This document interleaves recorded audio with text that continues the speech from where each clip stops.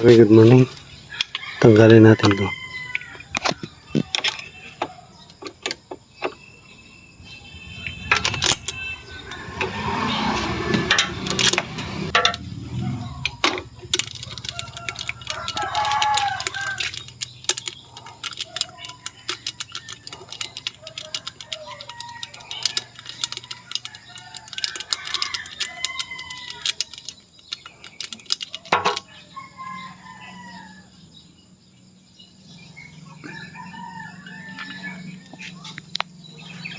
Okay mga kaibigan,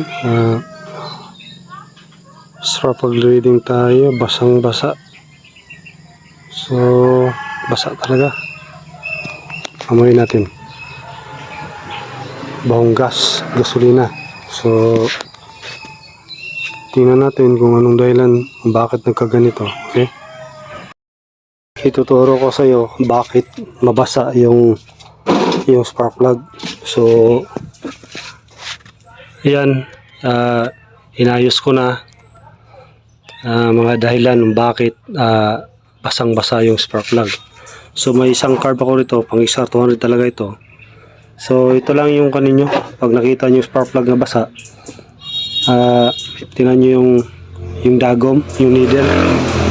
Kasi nung nag-adjust ako ng needle, nilagay ko dito sa may adjustable kasi to i-adjust ito adjustment. Itong bilog na ito nilagay ko sa gitna. So nilagay ko sa gitna. So 1 2 3 nilagay ko sa gitna, 3 moves. So ang resulta doon basang-basa kasi pag start mo ng motor, itong needle na ito naka-open na ito. So ibig sabihin hindi ka pa nagbirit ng gasolinador, may gas na lumalabas, no? Kaya nung binalik ko dito sa number 1, medyo okay naman yung minor niya. Tsaka naka-open carb kasi ito.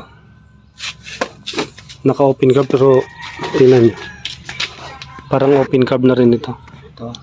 Wala na yan. Ngayon, titingnan natin ang adjustment ko dito. Isa lang. Isang pinagigpit mo, pakanan. Nagkaliwa ako ng toe click lang. Toe click. So, ibig sabihin 1 1/2 and 1 lang yung air and fuel mixture. Okay, ngayon titingnan natin. Pinandar ko na ito almost mga 5 to 10 kilometer. So buksan natin to.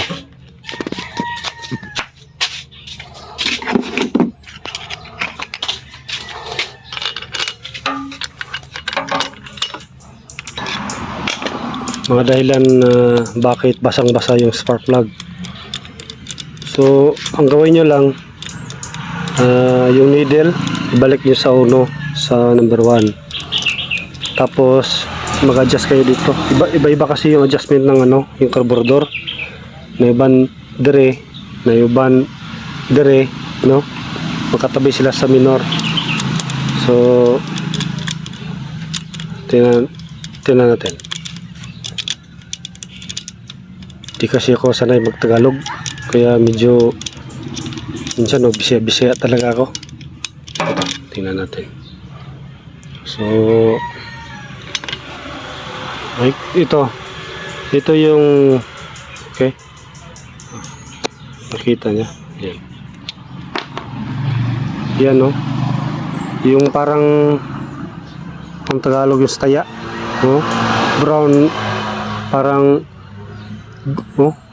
brown. Ito ang tamang timpla ng oil and fuel mixture. Para bang taya, kalawang. Oh. Yun lang i-adjust nyo yung sa needle. Saka pag open carb kayo, minsan kasi mga moisture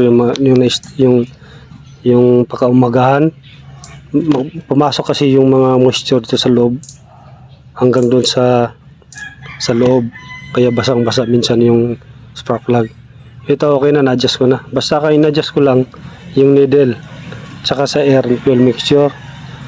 Yun lang yung na-adjust ko. Okay, okay, sunog nyo maganda yan, diba? Okay, yun lang, salamat.